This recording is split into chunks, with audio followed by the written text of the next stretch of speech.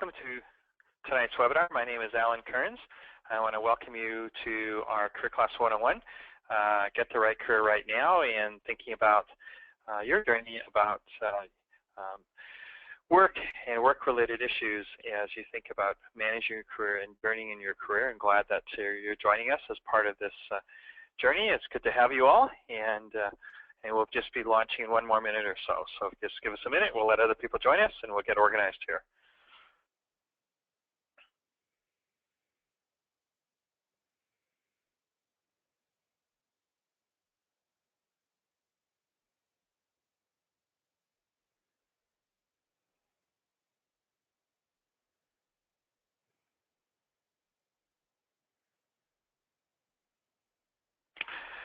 Terrific. All right. Well, we're glad to have you, and I want to introduce myself. My name is Kearns, and I'm going to be leading our discussion tonight. And glad to have you join us, and glad that I know we had some changes earlier this week, and we apologize for that. Some things happened on one of our teams, so everything's good. But thank you for many people send little notes about that, so I appreciate that. So if you could just take a minute to make sure that you can see the screen and hear me okay, just give me a hands up. And my name is Kearns, and just give me so there'll be different ways of us communicating tonight. And one of the things we often find in webinars is that if we open up the audio, we get a lot of background noise and road noise and the dogs and cats and whatever it might be. So the way to participate in tonight's webinar is a couple of different ways. Number one, you'll notice there's a hands up. So you just want to give me a hands up on your desktop there, just to make sure that I can see, or that you can, you're seeing everything fine, and that's working out well. Okay, great, excellent. Okay, good. You'll also notice that there is a way to enter the conversation. You'll notice the question box there. So if you just want to take a minute to introduce yourself and where you're joining us from tonight, that would be great, just to get a sensibility of the different variety of people that are here and where you're joining us from. And the other thing you can do is, as we journey tonight, if you have specific questions along the way, then feel free to mention that, or to share that, and then we'll address that sort of on an ongoing basis around the questions you may have around this whole topic. Now, I may not always address it right then and there, because it may not be appropriate at that very moment, but I certainly will circle back to it. And if for whatever reason I don't, feel free to just note it again in the question box. But I'm the only one who can see that it's confidential and private, so you don't have to worry if your boss or somebody else is here and you're wondering, oh, why am I asking that question? So a little bit about my background and my own journey of getting the right career right now, and being in line with that. A couple of different things that I have experienced as my own journey of actually being an optician and doing that for a few years, and then recognizing that that wasn't really the right path for me. And through a series of choices and relationships I built, I ended up leaving the optical business, leaving as an optician, and not pursuing that path, and actually ending up as a headhunter. And so I was an executive recruiter for a number of years and did well in that, in the technology space. And again, recognized that I went in that journey, and I was just surprised how the whole job search field worked, and I just learned a lot about that. And then I learned a lot about candidates and how it worked on the inside, and how it worked with HR, and how candidates addressed their job search, and how some were better than others, and how some people struggle with that. And recognized that I was looking for a way to deal with this that many others were. They weren't really sure what to do with this question, or how to make good choices. And so that's where CareerJoy launched, with really a bunch of questions that clients had about what is the right career, managing their career, making good choices, and where to go with that. And really, recruiters have an excellent place in our market to help with this, but they're not really in the career planning, career building business the way that needed to be. And so that's where CareerJoy launched. So a couple of things. How many of you, put up your hands, are on LinkedIn? Put your hands. Okay, number of you are. That's great. Okay, so I don't know how many of you are connected with me, but I'm going to send you out a way to connect with you on that. So we'll do that, and you have that. You can connect with me later about that. So that's good. And also the work we do, we also work with a number of corporations. We have a number of corporate clients we work with across the country, doing different kinds of services with them. So I come at this perspective of, in CareerJoy, working with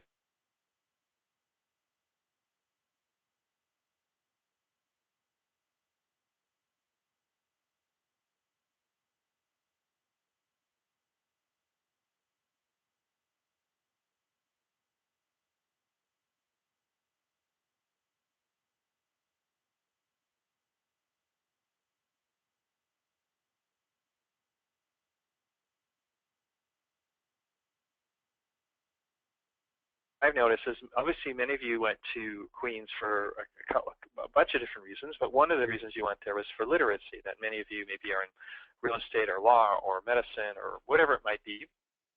And most of us went to school and went on that journey for a literacy issue, right? To raise our literacy rate, and recognizing that if we raised our literacy rate, we'd raise our ability to perform at a better in a better way and to do better work and get better opportunities.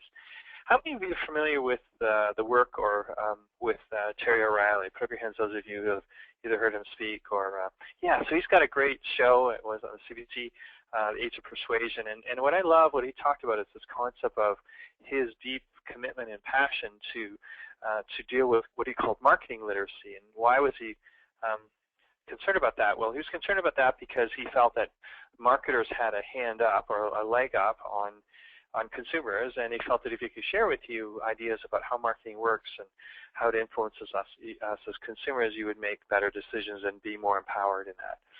And I thought about that whole concept of literacy, and I realized, yeah, that's really what my passion is and what I'm an advocate for, is if we can raise your literacy rate or a manager's literacy rate or organization's literacy rate about how to deal with people, how to deal with issues around people, how to make work more human, and how to put the human back in resources, then you know that you would be more empowered to make better choices. And so to me, that's what we hope to do tonight. And our discussion tonight is think about getting the right career and managing this conversation and this idea of you would be more literate and therefore more empowered to make better choices. Now, we think of the concept of career joy. People often ask me, does that mean, you know, every day you wake up and you love what you do? No, I'm not suggesting that. And even so, as I mentioned, the title of tonight's webinar is to get the right career right now, but it's not to get the perfect career right now. It's to get the right career right now. And career is this idea, and our brand name comes from this idea that a career is something we are going to be working at on a continuum basis. It's not like it was in our parents' generation where you joined an organization and you were there for 20, 30, 40 years. And that organization, Human Resources, came alongside and they did a lot of career planning and career support and all those kinds of things. And that's changing, right? First of all, the role of a career and the arc of the career and people transitioning different sectors. About 10% of professionals transition into different sectors every year. So lots more change, many more people are going to have, you know, an average 3 different careers and 10 different jobs. And so this idea that it's a journey, and in fact, the root word of career comes from the horse that runs around a track. It actually means that it's kind of running around a racetrack, right? So this concept that a career is a general course, an action, it's a continuum. And joy doesn't mean that you wake up every morning loving it, but it doesn't mean that you there's some sense of alignment with who you are and your values and the elements around this. And so to me, that's really the premise of work made better, is really this concept of that when you're aligned with who you are and it's a good fit for you, then everyone wins out of that deal. Now, most professionals have made decisions 3 ways in their current choice of career, and I made this basically early in my career. There are really 3 things. Number 1 was the market. Looking at what's out there, who's hiring, what industries, what sectors are growing. How many of you made career decisions going into university or maybe in master's programs and things like that based upon what you thought were market demands? So it was sort of a market demand-driven decision. Put up your hands, those of you that made your decision based on market demands and sort of expectations of opportunity as a result of that. Okay, so about 25% of you. So that's, you know, fairly typical. You'll see that, you know, if you look over the last 10 years, oil and gas has been going crazy. So you'll see the ample number of people joining oil and gas companies are going through for masters around technology or things around like that, whatever, driven by market anticipation, market demand. The second area that we see a lot of drive around is money. I don't just mean the economics, aka salary, but I also mean things around security, particularly people who join public sector, or some sort of economic predictability. So both income or the amount of income you can earn or the predictability of that income. So the fact that you could join an organization or public sector, wherever it might be, it might have pensions and benefits and a longer-term arc. How many of you would say that was a key decision-making point in your choice of career path, that it was actually related to economics or job security at some point? Okay, all right. So actually a larger percent, about 33% of you. Okay. The other one that we notice a lot of is people make choices around momentum. And this is a kind of a more subtle, but actually one of the more interesting of the 3 M's. Momentum. What do we mean by that? Well, we had a client that had graduated from a general arts program, and she was calling us, kind of, I'll sort of fast forward the story, a number of years later, she was calling us and about what was going on in her career. And she explained to me, I said, well, how did you get to where you are right now? She said, well, I graduated with a general arts degree. My boyfriend was applying for law school. I decided to apply for law school, and I actually got in, and so did he, and I did better in the LSAT than he did, and that was a good feeling. And then I did law school, and then I graduated from law school in the articles, and next thing you know, 15 years later, how do I avoid being a partner in the Bay Street law firm? So how did that happen? Well, it was a set of circumstances around her that drew her along, and that's what I call momentum. Now, how many of you honestly would say that momentum has sort of been something that drove your career, that it wasn't necessarily choices, intentional choices, but it was actually momentum? Sort of one thing led to another, and that led to this, and that led to where you are today. So it wasn't necessarily you're in charge of it. Yeah, so again, another around 25% of you. So that's the kind of the 3 common ways that I see most professionals end up in their career choices, or in their career right now. So it's either money, or market, or money, or momentum, right? Those 3 things. And what that leads to, if you look at statistically around this, it leads to, when you look at sources of regrets in individuals' lives, and look at research, a lot of research around this, the first major source of regret in people's lives are around romance and family, so sort of choices about partners and things like that in their family situation. So that's the bigger part of what people regret in life. And the second major kind of bulk area of regrets in people's lives, which runs about 25%, so 13.1 for education and about 12.2 for choice of career. So about 25% of people regret their choice of education or career in their path. How many of you, knowing what you know about yourself now, may have made a different choice?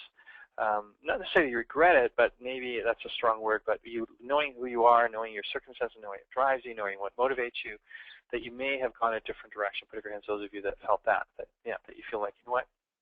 Yeah, it's obviously a large percentage, or they wouldn't be here tonight, right? So to me, the number one reason to start thinking about this is this concept of the impact on our life. That our quality of our choices around work affect, by the way, all the other things. So they affect our finances and our parenting and our health and our friendships and our spirituality and our community and our romantic relationships, right? So that's a big reason why this is an important question. So that's a philosophical, which is a quality of life issue.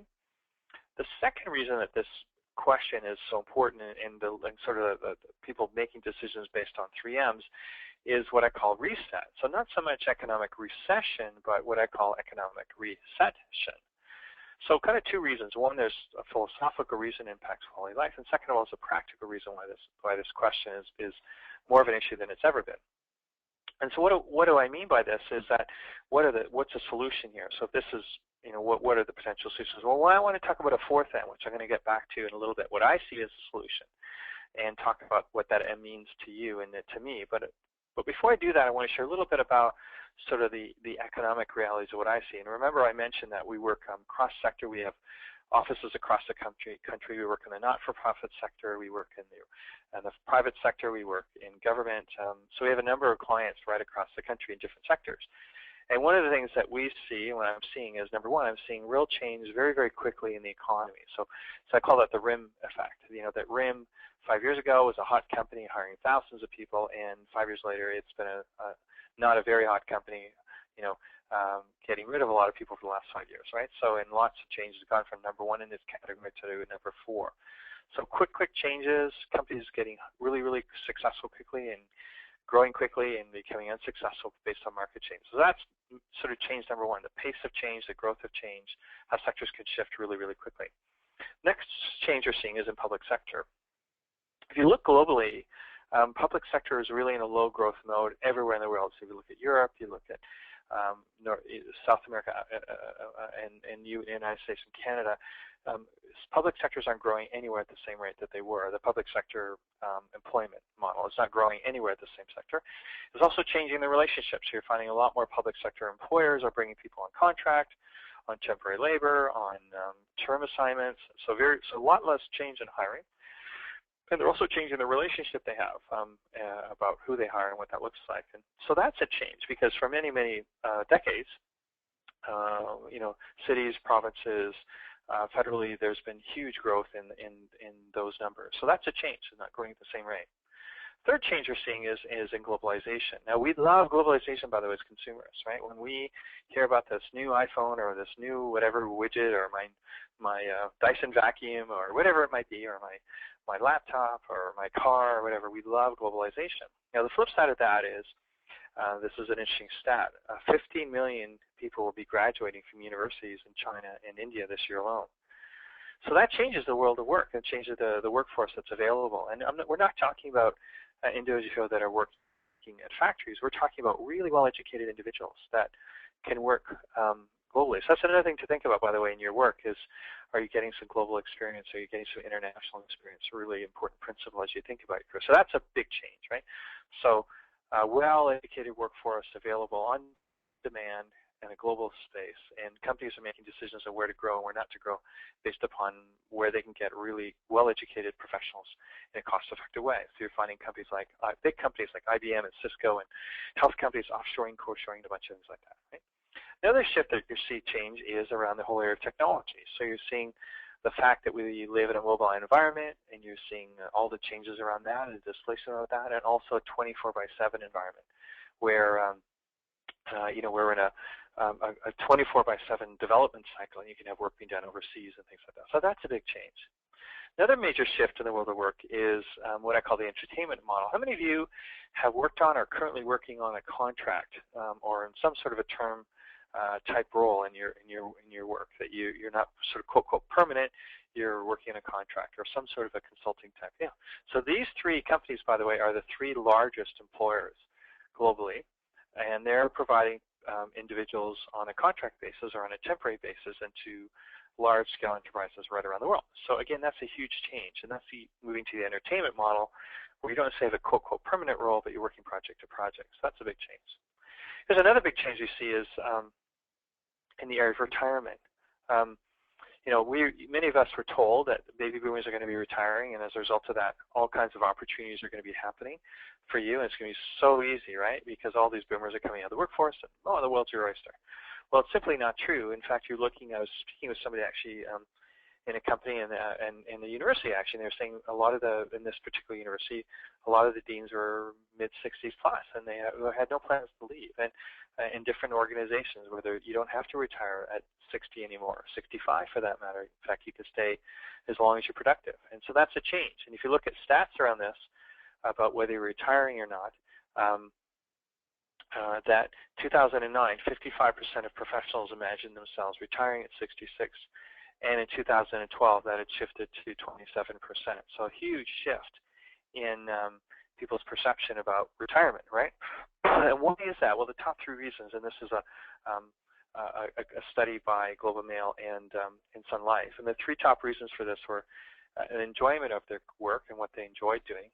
The second reason was staying mentally active, and the third reason was economic. So that's a shift, right? People staying in the world of work longer. That's another shift. Another final shift that we're seeing is what I call the mustard principle.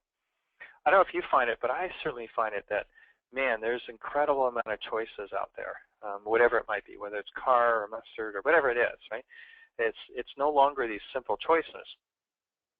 There's multiple choices. So how does this relate to our discussion around work? Well, it relates around this whole concept of branding and how branding plays out in all choices in our life. It also plays out, by the way, in our career choices and our master's choices, and there are hundreds of different masters and hundreds of new careers that didn't exist that now exist, and all kinds of shifting around that, right? Which is changing the world of work and changing how it's perceived. And what this means is that you have to think about brands in a different way, but you also need to think about your own brand. So this concept of the personal brand is arisen. So that why would I choose you off that shelf if you were an accountant or a lawyer or a finance person or whatever it might be? What would make you stand out on the shelf, right? So branding has crossed over from mustard to me. to you and I, to others, and that's where LinkedIn and all these tools out there that are thinking relate to this thing of segmentation and markets and niche markets and things like this, and the overwhelming choice. So one of the things we see when people are addressing this question of what is the right career, one of the things that we're often hearing in our client base is they're asking a question, I'm overwhelmed with choice. I don't know what to do with all the choices. That's one of the big things, right? So it's creating what I call a perfect industrial storm, that all of these things are converging, and that's what's raising this question in a much deeper and wider way than ever before existed. It just didn't exist this way, and now it really does exist. And so what does this mean? Well, it means if you look at the impact on people, and it means disengagement has gone up. People only working for money. Workplace stress is the #1 issue. The fact you'll have 10 different jobs and 3 different careers before you retire. Here's an interesting stat. If you like what you do or don't like what you do, there's a 43% higher risk of death post-retirement for low career satisfaction. So you look at the health impacts of doing a work just to go there until you retire, and you see that. I mean, you see this lots, and I've talked to people in the auditing and profession and seeing these numbers play out, right? So another thing, you're seeing this in the middle, and there's a great study called Middle Sense by Harvard Business Review, and again, you're seeing this, people working longer hours, more people feeling like they're in a dead-end job, 40% of people experiencing burnout. And here's another interesting stat, that about 20% of professionals are seeking a new role in a new company. So the fact that you're seeing more turnover, more change, right? So what does this mean? Well, is this a scary time or a smarty time? I think it's interesting that that tomorrow is Halloween, right? And so to me, is it scary or smarty? And you choose. And I think that's what's interesting about this discussion that we're having with clients across the country about this, that the smart ones are thinking about it differently than the ones that are afraid, than the ones that are scary, And so to me, this is really, really key, to move from being afraid to being smart, to really being smart about this. So what are some of the myths about how to be smart? So here's some of this, kind of what I call the old myths of smart, that there's some sort of a magic bullet. Like if I could just do this, I'll figure it out, right? There isn't a magic bullet. There isn't a simple solution here that solves everything. It just is not the way the world of work works. Simplistic models. How many of you, put up your hands, have done some sort of Myers-Briggs or DISC type personality test, right? Yeah, huge part of you. So, is that going to answer the question of what the right career is? Is one of those 16 blocks going to lead you down a certain path to the right career path? Is that what the answer is? One of those blocks leads you to this? I don't think so, right? Is it a color? I don't think so. So is that an issue? Another myth around this is you should be able to do this by yourself. The fact that, just figure it out. And often people are almost embarrassingly calling us saying, I don't know why I'm calling you, but I feel embarrassed. I don't really know the answer to this. And I always say, think about this, getting support, or we get support in all kinds of things in our lives, and particularly career. Another myth around is you should know how to do this. So it's not getting support, but you should instinctively know. Should you instinctively know how to scuba dive? Of course not. It's a complex, dynamic environment. It's like work. It's got things above you, below you, around you. A lot's going on when you scuba dive, and I've been diving for a number of years, and so by having experience and training and those types of things helps you to scuba dive more effectively. Another myth around work is that it should be comfortable, and I think that it shouldn't necessarily be comfortable all the time, because comfort leads to boredom, right? So that's another myth. Another myth is I don't have time. So one of the things how many of you, put up your hands, have some sort of a physical fitness regimen that you are fairly committed to, a commitment to running or yoga or whatever it might be? Okay. And why do we do that? Well, we do that because we instinctively know that trade on time makes sense. We feel better, we're less stressed, we're in better shape, we have more energy. It impacts all dimensions of our life, right? So one of the things I'd like you to think about in your career development in general is what I call the 10-minute-a-day investment, 10 minutes a day. 10 minutes a day times 5 days a week is about an hour a week, times 50 hours a year is about 50 hours of career literacy development, just with 10 minutes a day. And the purpose of that is either read an article or do like you're doing this week, doing a webinar, meeting somebody for coffee, or getting out to an event, or being involved in your professional association, or whatever it might be that can help you stay in career shape, whatever that might be. Taking that 10 minutes a day to do that can make a huge difference in your quality of work and your quality of life. And that's something I really encourage you to think about. Don't just think, as we did in the past, got university, I've taken this program, I'm good to go. Don't look at it that way. Another myth around this is education will help me.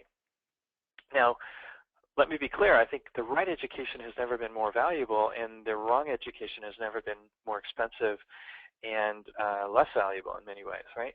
So education in its role is important, but education alone will not differentiate you. And by the way, it's not the differentiator that it once was in many ways, right? But it's very, very important to be well educated and to do that. And Queens has great programs to do that.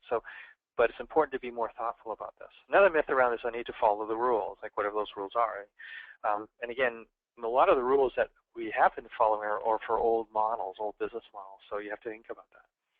Another myth around this is you can discover the answer on Google. I Google the answer, and again, does Google make these large-scale decisions, strategic decisions of who to buy and who to sell and who to invest in, what sectors are growing, based upon Googling? No, of course they don't. They have really smart people that they work with as advisors on board of directors that they reach out to discuss and think about things that are big decisions. Remember, Google's great for information, not so good for wisdom, right?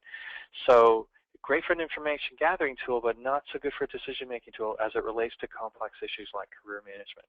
Another myth around this is that family and friends will have the answer. Now, many of us were influenced. Put up your hands, those of you that were influenced, you think, by somebody in your friends or family that heavily influenced your career path so far, that you'd say, yeah, that really influenced, yeah. So remember that friends and family are well-meaning, but often heavily biased, right? But the final myth I share is that some are luckier than others. Often people say, oh, I'm in a really great career, and I say, well, how did that happen? And I say, well, gee, I'm just really lucky. Or I'll talk to somebody and say, yeah, my friend was really lucky, and I wasn't so lucky, and therefore that's why I'm not in the right career, or that's why I'm struggling a bit. And what's interesting is The Luck Factor is a really interesting book by Dr. Richard Wiseman, looking at this whole concept of luck and determining that luck actually is much more complex than it appears to be. So those are some of the myths I see. So the question is, going back to the thing, is what is that smarter way to think about it? Well, really the smarter way to think about it is to start thinking about who you are. And I want to talk about sort of some principles about that. And number one, what's a smart way to think about it? Well, number one, first of all, is dealing with change. It's very interesting, a study by Johns Hopkins Medical School on those who've had a heart attack.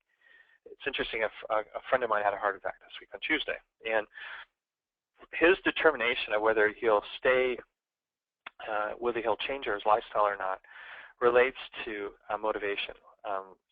That when you look at people who've changed, 90% of individuals have not changed their lifestyle after having a heart attack. So 2 years later, they're back in the same scenario. So what is it about that 10% that enabled them to change? So if 90% of people don't change and 10% do change, what was it in that 10% that enabled people to change? Well, when they looked at the research, it wasn't about what you think it was. So why do people change when they have a heart attack? Why do people change when they've been laid off or restructured? Why do people change careers? What's the ones that do successful? And I've seen both. I've seen people do it really, really well, and I've seen people not do it well. What is the number one principle in determining what the right career is and starting that path? Is Simon Sinek has a great talk called Start With Why. And it really, really is important in your mind to get a sense of why do you want to explore this question. How important is this question to you? And I've seen this over and over again. Again, if you look at in the heart attack example, the people that changed, that made a decision to change, they had a clear reason, and it wasn't based out of fear, it was based out of opportunity. That they were looking and saying, you know what, I'd like to walk a daughter down the aisle. I'd like to see a grandchild graduate from university. I'd like to climb a mountain. I'd like to, whatever it is, they had a clear and compelling reason for themselves that was personal, deeply personal. So to me, my question for you in getting the right career, the very first principle is, what is your why? Why do you want the right career? The how and the when and the where and the what and the motivation and all the things you'll need to do with will, first of all, be a lot easier. And second of all, when people ask me, are you successful? Well, I'll say, well, first of all, we're the only firm in the country recommended to the alumni of Queens. So we wouldn't do that if we had that if we didn't do good work, right? So the process works. And when it works successful, the key principle is why. And some of the whys that I see in people making career decisions and getting the right career are these. Economic, that, if you want to be having any sort of economic predictability, you want to be in the top 20 percentile of what you do. The top 20 percentile of every profession will be darn fine, by the way. We'll have less issues around landing and finding the opportunity. You'll earn more income. You'll be able to have way more economic security. You'll be in the top 20 percentile of your profession if you are in the top 20 percentile economically, and you'll have lots more opportunities and lots more interesting opportunities. So that's an important reason. The second reason it's important is the fact that you and I spend more of our best time and energy at work, not at home. So you have to think about that. That's the reality. Let's be honest about this. Your 45 hours a week that you're spending at the office are the best core hours of your life, and probably you're spending closer to 50. Okay, so if you're going to spend more time at that place that's not your home, you got to think about what that trade's worth. Another reason I see people come to see us is they want to reach their potential, either personally or professionally, or they want to advance in their sector. So we do a lot of work with people, by the way, who are in the right career, who are thinking about how to advance in that career. So not just choosing the right career, but advancing. So that's another important tool. And the final thing that is important that I see a lot of people addressing this question, these are my two kids. And so for me, why this is important is because I know as a parent, as a father, as a as a partner, etc., that my quality of life and my ability to be a good parent or be a good partner, be a good friend, to contribute to my community in a deeper and more meaningful way is directly related to my work. And I don't want to come home from work totally bagged and have no energy for my kids or no time or space or things like that, right? So thinking about that. So then the question is, how do you move forward? So number one principle, you have to choose why. The next principle is who. Not who's hiring, by the way, or who is looking for you, but who are you. Now, I mentioned earlier that that many people have taken career tests or online career tests or something like a Myers-Briggs or something like this, and I had thought about that, and I'd always been curious about brands, and so I one day it sort of struck me of what was happening here is when you think about brands and you think about this concept of identity, that brands and career development have a lot in common. And I want to share with you the model we use it and then give you an example and then give you a tool to help you think about the right career, right? So elements of brand, well, there's all these things. There's name, trademarks, location, packaging, products, systems, things like that. They're all part of brands, trust, right? And this is a concept of identity, and they're very complex. Brands are extremely complex, and they occupy in our brain certain spots. And that is a very precise and complex and dynamic science. There's a lot of competition in each category, and therefore who occupies that space in our brain is going to do well, and those that don't are going to do less well, right?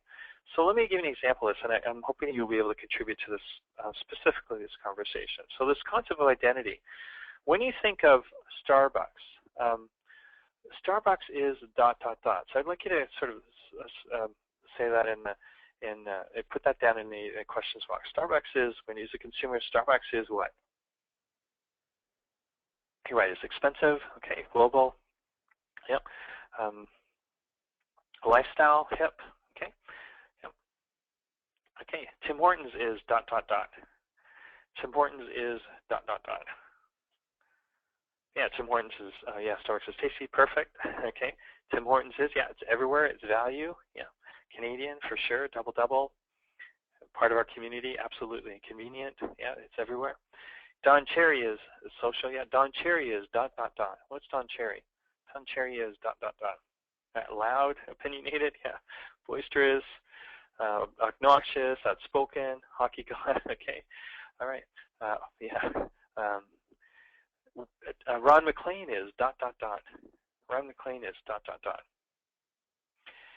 Yeah, Ron McLean is brilliant. Yeah, he's a patient, voice of reason. Yeah, a quality guy. Yeah, really good head of his shoulders. Absolutely.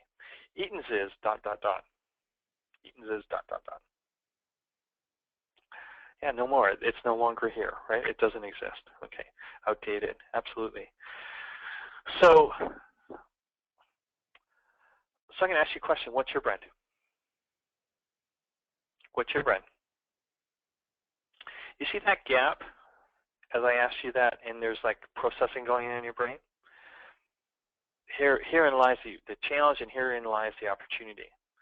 See, what great brands do very clearly is they know who they are clearly. Gallup did a poll of Strength Finders poll, 1.2 million people globally, 60 countries, 99 companies, and 17% of professionals knew their strengths clearly. So I'm not talking about saying I'm a lawyer, I'm an accountant, I'm a finance person, I'm a marketing person, but actually knowing in a very precise way who you are clearly. What that looks like. Much, again, like very, very precise, you're able to differentiate Don Cherry from Ron McLean or Starbucks from Tim Hortons. And hardly any of you said coffee or hockey, really. It was much more precise than that. So you didn't put them in categories, you put them in very precise boxes within the category, right? It wasn't just a category. So knowing who you are clearly, really, really important. See, that's the foundation on everything else, because when Starbucks knows who it is, it can make choices around products and price and people and place, right? A position. It positions it well. I always say that Starbucks is the BMW of coffee, and Tim Hortons is the Honda of coffee, right? So very solid, but completely different products, right? And knowing who and where you market specifically. So that's what we're just talking about. That they're not going after the same market. So that's a really important principle. Are you going after large company, small company, entrepreneurial company, whatever it might be? Knowing who and where you market is specifically. What does that look like? Marketing yourself confidently and consistently. This is another important piece to the puzzle. Confident and consistent. Are you marketing yourself? How many of you have been told, and you would agree with this statement, you need to learn how to sell yourself better? That's a statement that you would agree with, right? We would agree with that today, correct? Got to learn how to sell ourselves better. That's really, really important. How many of you like being sold to? Therein lies another problem, that we often talk about this concept of selling when it really it's not about selling, it's about marketing. And this is why I roll up the rim and those kinds of, I call it the roll up the rim principle, that it's not selling us, it's marketing to us. And that's why LinkedIn and blogging and being involved maybe in your alumni network and getting out to events and having a brand maybe in your professional association or whatever it might be around this. You want to be marketing yourself, and you want to be doing that in a confident and consistent way, right? And the fourth area is evolving in your work, and that's what I call the Eaton's principle. Think about it. Think about Eaton's. They have this amazing technology that was social. You could pass it around to your friends and family. You could favorite your page. You could like it. You could order it and be delivered to your doorstep. Now, who is that today? Well, that's called Amazon. So why is it that Eaton's, which was the Amazon of the 19th century, early 20th century, really, right? That was the Amazon of the early 20th century. It didn't evolve. It didn't change. It didn't work out. It didn't grow. It didn't get better, made better, right? And so that's a lot of work we do with individuals. You could be in the right career, but are you evolving and adapting and changing? Like RIM, the same thing. RIM was the creator of the smartphone category. It didn't evolve properly. It tried to evolve, but it's got stuck along the way, and that limited its opportunity. So those four principles, knowing who you are, knowing who and where your market is specifically, knowing how to market yourself confidently and consistently, knowing how to evolve and adapt, are fundamental in having a great career and in choosing the right career. So choosing the right career and having a great career. So knowing what career to be in, but then knowing how to manage yourself within that career. So that's really important. So going back to this concept of, this can be applied, by the way, if you're a taxi driver, this principle. How many of you, put up your hands, would be more interested in taking the London taxi cab here than the other taxis that are in line? How many of you would be, if you had the option, that would be your preference to get in the London taxi if it was the same, right? Yeah, it's more interesting, it's more attractive. There's something about it that stands out, right? So you can do this as a taxi driver, this principle. You don't have to be a billion-dollar company or a multi-million-dollar media fan to do this, right? This is a very simple principle that can be applied in anything you do. See, one of the great dangers I see with professionals is that they commoditize themselves. Let me say that again. One of the things that I've observed in professionals is that they commoditize themselves.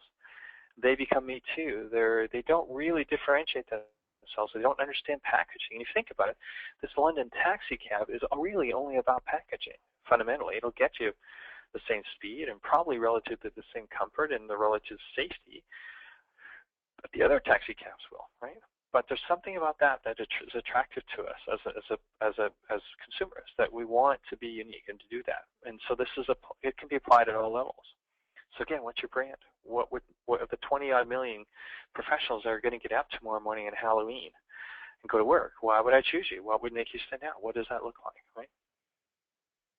And so I know there's a question. I know most people don't have a clarity that way. So what's the solution to that? It's about knowing yourself better. And this is a tool that I created, and you can actually download it on our site. I'll bring that up here. So on our site, we have a 15-minute career test. You can actually download the full version of this, right? To think about this on our site, CareerJoy.com. You can download the full version, but this is a kind of a version to kind of talk about it at a high level tonight. And what I'd like you to do is take a minute to pull out, if you have a piece of paper or a pen and paper there, to look at these 5 areas. So talents, values, passions, lifestyle, and ecosystem. So that's 5 areas. Why this is an important thing is because a lot of times the tools that are out there are looking at your career from a one dimension, i.e. I'm an extrovert, so therefore I need to be with people. I'm an introvert, therefore I need to be blogging or writing for a living, or whatever it might be, right? So often the tools that we are seeing out there are much more limited in their application. So when I was thinking about a tool that had more elements to it and was more robust and more practical, this is what I created, and it's called the Career Identity Tool. It's part of our 15-minute career test, right? So there's talents, values, passions, lifestyle, and ecosystem are the 5 key things. So talents lead to title. Have you ever worked for somebody who didn't have the talent of their leaders, as a leader? You know, they had the title but not the talent. We've all worked for something like that, right? Who was the title but didn't have the talent of the title. And talent has 3 things. You're good at it, you enjoy it, and you get good results. That's different than skill, by the way. Now, again, we're going to have to trade on both as professionals. So it's not like you're going to be able to just be funding your entire career off of your talents. So if you're currently working or you're not working in your previous work, give yourself a score out of 10 on your fit of talents. Give yourself a score out of 10. 10 being highest, 0 being lowest. So if you think about, you know, what were your talents? And what might be some of those talents? So talents can be what? Well, there's all kinds of different talents: complex problem solving, relational, persuasion, all kinds of different elements that are around talents, and that leads to title. Values, what's the next set that's important here? Are values, and that's related to fit. Values are, you know, things that relate to fit, right? So if you think of the best boss you've ever worked for, think about that person for a minute. Got that person in your brain, the best boss. Well, that's related to values, to the fit of values, right? Passions, what does that look like? Well, passions are related to this concept of focus and clarity. You know, there's a great research project by Spencer Stewart, one of the largest executive search firms. And they looked at those that were really successful executives-wise. And what they determined was you're 6 times more successful as an executive when you're passionate about what you did or engaged by what you did than your peers. 3 examples of this in Canada, by the way. Lee Valley Tools, started by a 17-year public servant who was passionate about helping people and tools, right? The Running Room started in a room on Thursday nights in Edmonton by a grocery guy called John Stanton. And he was really passionate about seeing people get in shape and be more progressive that way. The 4th area is lifestyle. What do we mean by lifestyle? Well, that's hours, income, travel. And what does that look like? And that's what we call fair trade. So sometimes, you know, we've seen this where clients will want a less, you know, they don't want as big a job. They want more of a lesser job or not as big a job or a different location. We have one of our clients working with us out of Edmonton who's thinking about this topic and wanted to move to Victoria because of lifestyle, and then that happened a lot sooner than retirement for her, right? So fair trade. So give yourself a score out of 10 there. And ecosystem, what do we mean by ecosystem? We mean by the environment, the culture, the physical space, and what does that look like? And that's very important for you to think about. You know, is it an open culture, small culture, energized culture, entrepreneurial culture, bureaucratic culture? You know, what is the culture looking like? Is it, you know, is it working in a? I know in thinking of Sleepless Goat, I think, in Kingston, is that's sort of a cooperative culture, right, where you go to the coffee store and everyone works as a co-op, right? So that's interesting to think about that, right? Ecosystem, right? And what companies. So if you add that up, there's those 5 areas. Think about this: talents, values, passions, lifestyle, and ecosystem. Add up those 5 areas. Add them up to 50. What's your score out of 50? What are you getting as a score out of 50? What does that score look like? Just curious if you wouldn't mind sharing your scores if you have that, if you want to share that. Now, when you look at those scores, if you're between under 30, then this is a really, really important scenario for you, because it's an unacceptable situation. There's some really important things happening that you need to be thinking about.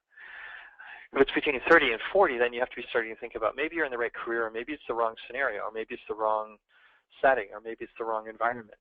Maybe it's the wrong role in the right company. Maybe you're in the right career with the wrong company, but you're not making the economics you could, right? That could be it. And 40 and above is how do you continually evolve and adapt in your career and get stronger at that? What does that look like? What does this look like? How do you continually evolve, adapt, and grow as a professional, right? How do you do that? And this is fundamental as you think about your journey, think about what's going on, and think about the changes, so you can start to use this as a tool to evaluate opportunity and be better at evaluating the right kind of opportunity that's suited for you, and the right kind of opportunity that can help you move forward in your career and journey in your career. And this is what's neat about this. And this is really getting a much more precise sense of how you're wired and what makes sense for you and choices that are around that. So what do you do with this? What is the next step for this? Well, what's interesting about this concept of brands is this did apply, by the way, to the previous mayoralty campaign in Toronto, right?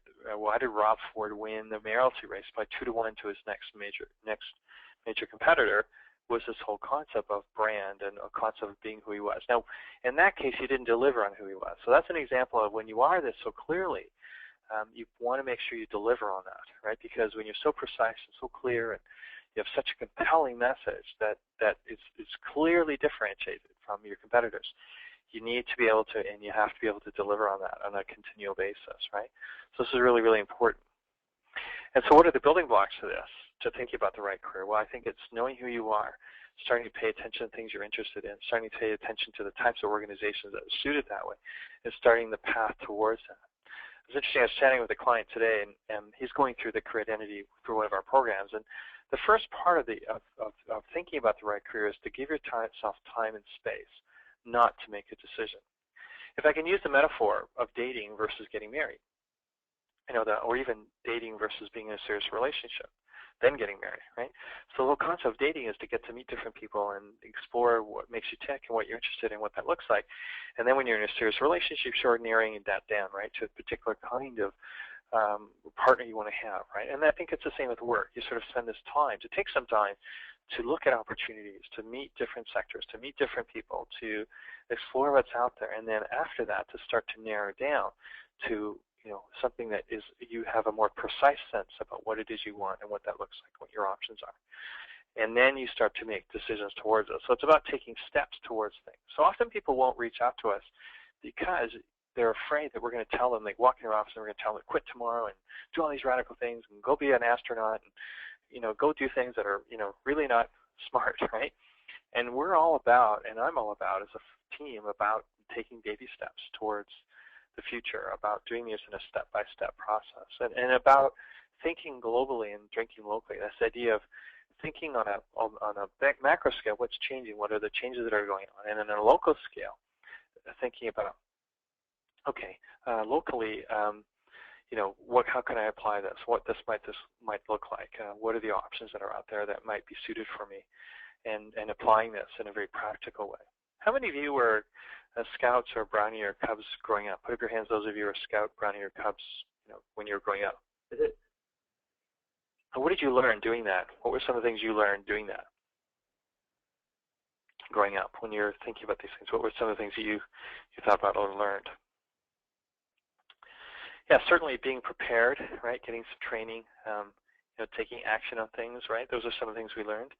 And I think that's the same thing, that you can start to do things now that can prepare you for change. You don't have to make all the changes now. You can start making the preparation. And I'm a big advocate for that, doing the training or the networking or all those sorts of things before you sort of take radical steps. Another important principle in thinking and building your career is think three-dimensionally. We're going to do this as another webinar, not tonight, but the three-dimensionalist idea of, how can you think about your career three-dimensionally? What does that look like? And this is this whole concept that your network and connections is your net worth. That the larger your network, the more connected you are. That's really, really important. And in fact, it's interesting, the more tools we have, the easier it is for thousands of people to apply for jobs, or hundreds of people, or 20 people, or 50 people. It's way easier for a company to post a job and have 100 people apply for it. To me, the more effective thing is, and we've hired a lot of people through who do you know and who's good and who's looking. What does that look like, right? And that's really key. And that's really about optimism. To me, optimism is really, really important. Optimism is important because there's a lot of change going on, and you have to, and I think one of the things to think about, we often say this is true, is there's less jobs out there, but there's way more opportunity out there. Let me say that again. There's less jobs out there, but there's way more opportunity out there. Because every single sector is going through major, major radical change. And therefore, within that, there's tremendous opportunity, but maybe not the typical kind of opportunity, maybe not the typical kind of focused opportunity, right? Another important principle in general in thinking about this topic is give your work your best 80%. Let me say it again. Give your work your best 80%. Do not give work 110% or 100%, because that's simply not sustainable.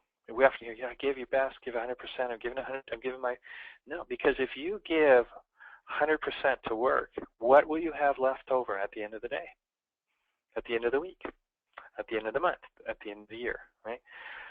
It's interesting, I was chatting with a friend of mine, and he's working really diligently, and he started a new job 5 months ago, and that's been great, and he's really enjoying it. He's actually doing quite well. He went through our program, actually, and became a friend, and he's actually now in a completely different sector. Moved out of the financial sector, now in the HR sector. And but one of the things we were talking about recently, just having a conversation, was that he has sort of given up for a little bit, for a short time, not doing his exercise. He has been running or whatever. So work has been sort of consuming all of him. And I said, well, you're not being that effective because now you're a lot more stressed and you don't have as much energy as you did. He was talking about, I'm chasing the kids and I'm finding I'm losing breath. And I said, of course, because you're giving work everything and you're not giving yourself enough space. So this is really important in general, is by leaving space for other parts of your life and other interests. And when you have other interests in your life, that feeds into your work life too, because I find in my life I have all these other interests. And when I come to my work, I can see my work differently or contribute to my work differently with other interests when I'm not giving 110% to work. The other thing I would consider is the best things in life are analog, not digital. So we talk a lot about social media, right? What I like to think about the very first word there, which is social. And don't get caught up in the media. We get caught up in LinkedIn and Twitter and Facebook and all these sorts of things. And we forget the ultimate purpose of them is social, not digital. That's a really important principle to remember in general as you think about your career and your networking and things like that. So don't get so focused on social that you forget about media, right? Or rather media that you forget about social. So this is really key. So I love this picture here, coming soon maybe. So we're going to come with a couple of other wrap-up points and open this up for questions as you think about this. Coming soon maybe. Now what do you think is on this piece of property right now? How many of you think there's a dog wash or a car wash on this piece of property? Put up your hands. Yeah. Guess what? There's nothing on it. You know how come we know that? There's one word that will tell you that there's nothing on this property. What is that word? There's one word that will clearly define why there's nothing on this property. Correct. Maybe. So how many of you are coming soon maybe going to take action on this question, what the right career is? How many of you are coming soon maybe you're going to start getting involved in your alumnus association or whatever it might be related to this, right? How many of you are committed to this journey, right? And truly committed. And that really is the bottom line.